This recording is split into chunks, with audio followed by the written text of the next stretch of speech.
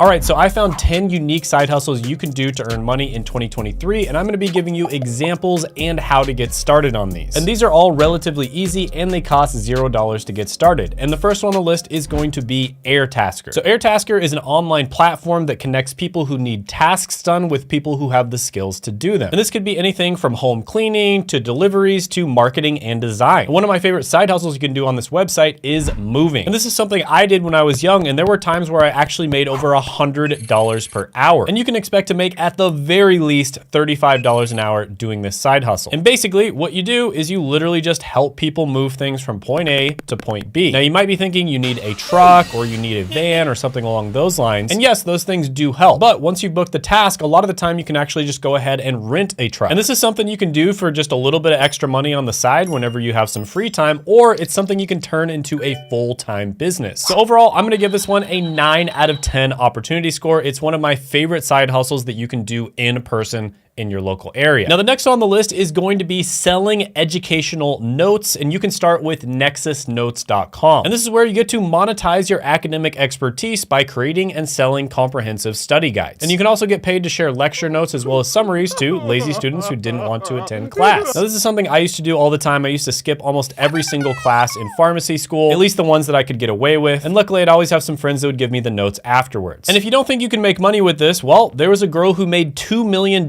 in 2 years named Stephanie Bakes. And she did it by selling study notes on Etsy and TikTok. And if you look into the notes section, hey, what do you know? There's pharmacy notes for tablets and liquid oral formulations. So you can basically find study notes on just about any subject out there. And like I said, to get started, Nexus Notes makes this entire process super easy. So overall, I'm gonna give this one a money score of 8 out of 10. Now, the next one on the list is where you can get paid to be an illustrator and you don't even have to have any art-related talent. And that's because you can use AI software such as Midjourney to create amazing graphic designs. So all you really have to get good at is prompting Midjourney to do all of the work for you. And there's a story I found on CNBC Make It about a 29-year-old making $22,000 per month. And she did this with her art-related side hustle, and she says that she only works about 2 hours per day. Now, if you wanted to get a job as an illustrator, they make about $42,000 a year. And of course, you can make much more than that as a freelancer or if you start your own business. And you can get started with this on all kinds of different freelancing websites such as Fiverr.com. Now, the trick here is to make sure that you find a niche. You want to find a profitable niche to be an illustrator, and you kind of want to build your brand off of being very good at whatever that niche is. But overall, this is a really good opportunity. I'm gonna give it a money score of 7 out of 10. Now, the next one on the list is probably one of the easiest and best business models you can possibly do, and that is selling digital products. Now, the reason this is such a good business model is because of the fact that digital products have very little overhead. They're extremely cheap to create. So when you sell a digital product, you probably have a profit margin over 90%, which is pretty much unheard of for any other type of product. And on top of that, digital products are incredibly scalable and you don't have to store them in a place like you would with physical products. So you don't have to deal with all the logistical problems that come along with selling physical products. You can sell anything from ebooks to templates to online courses. And you basically just create it one time and then you have a product that is out there forever,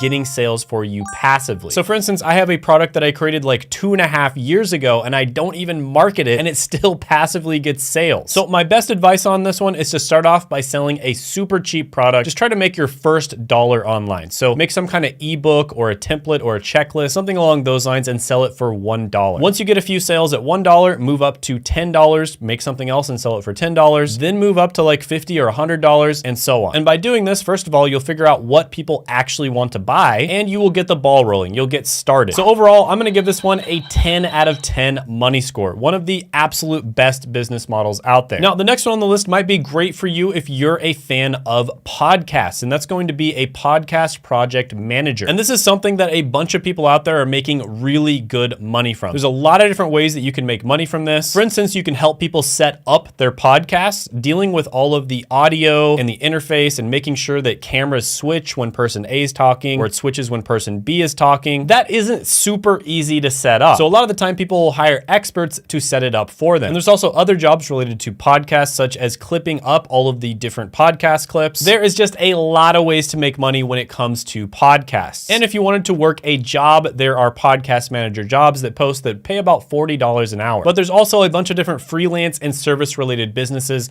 that you can start around podcasts. So overall, I'm gonna give this one a 7 out of 10 money score. Now the next one on the list is involved in real estate, and it's something you can do as a side hustle, and that's going to be a field inspector. So field inspectors basically perform inspections on properties. A lot of the time they'll take pictures and they'll just document everything in order to make sure that the property is suitable to be lived in. And sometimes it has to do with insurance purposes as well. And one website where you can get started with this easily is jmireports.com. Now you might be thinking you have to have experience in real estate in order to do this, but actually the job is relatively simple, but it does require somebody to go there in person. And it even says right on the website, experience in insurance or field work isn't essential to handle this role. Now, according to Glassdoor, field inspectors make about $54,000 a year. And this is something you can do as a side hustle as well. And typically you'll make about $150 to $350 per day. And that's according to JMI. So overall, really solid one. It's something where there's pretty much always going to be demand for this. I'll give it a 7.5 out of 10 opportunity score. The next one on the list might be great for you if you're a fan of chess. The Rook! And that is becoming a professional chess coach. So chess is something that I did play when I was younger, but I got back into it the last few years when the Queen's Gambit came out on Netflix, and chess basically just exploded in popularity. Now, one thing I noticed is I wasn't actually getting better watching some of the best players out there